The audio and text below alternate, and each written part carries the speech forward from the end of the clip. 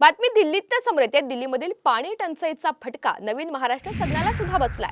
पाणी संपल्यामुळे एका केंद्रीय मंत्र्याला बिस्लरीनं अंघोळ करण्याची वेळ आली आहे। पाणी नसल्यामुळे दिल्लीमधील महाराष्ट्र सदनामध्ये राहणाऱ्या लोकांचे हाल होत आहेत। दिल्लीमध्ये पाणी नसताना महाराष्ट्र सदनानं कोणतंही नियोजन न केल्यामुळे सदनाच्या नियोजनाचा भोंगळ कारभार पुन्हा एकदा समोर आलाय। या अगोदर सुद्धा पिण्याच्या पाण्याचा प्रश्न ऐरणीवर आलेला होता।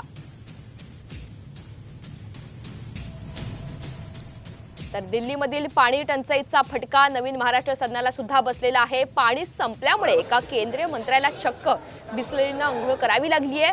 पाणी नसल्यामुळे दिल्लीमधील महाराष्ट्र सदनामध्ये राहणाऱ्या लोकांचे या ठिकाणी हाल होत आहेत। दिल्लीमध्ये पाणी नसताना महाराष्ट्र सदनानं कोणतंही नियोजन न केल्यामुळे सदनाच्या नियोजनाचा भोंगळ कारभार पुन्हा एकदा समोर आलाय। या अगोदरही पिण्याच्या पाण्याचा प्रश्न ऐरणीवर आलेला होता, मात्र या संदर्भात कोणतंही नियोजन करण्यात आलेलं नव्हतं आणि याचाच फटका इथल्या लोकांना सुद्धा बसतोय। तर आपण पाहतो दिल्लीमधील पाणी टंचाईचा फटका नवीन महाराष्ट्र सदनाला सुद्धा बसलाय। पाणी संपल्यामुळे एका केंद्रीय मंत्र्याला चक्क बिस्लरीनं अंघोळ करण्याची वेळ आली आहे।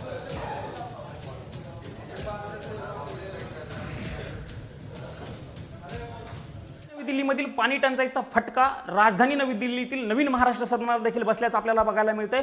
नवीन महाराष्ट्र सदनामध्ये देखील रात्रीपासून पाणी येत नाहीये। मी महाराष्ट्र सदनामधील वॉशरूममध्ये आहे। वॉशरूममध्ये खरं तर मागच्या काही तासांपासून कुठल्याही पाणी जे आहे ते येत नाहीये। हे सगळे नळ आपण बघू शकतो की रिकामे असल्याचं बघायला मिळतं आणि या ठिकाणी पाणी जे आहे ते मिळत नाहीये। या ठिकाणी अनेक गेस्ट जे आहे ते महाराष्ट्र सदनामध्ये राहत असतात, पण त्या गेस्ट लोकांना खरं तर या सगळ्या पाणी टंचाईचा फटका जो आहे तो बसल्याचं आपल्याला बघायला मिळतंय।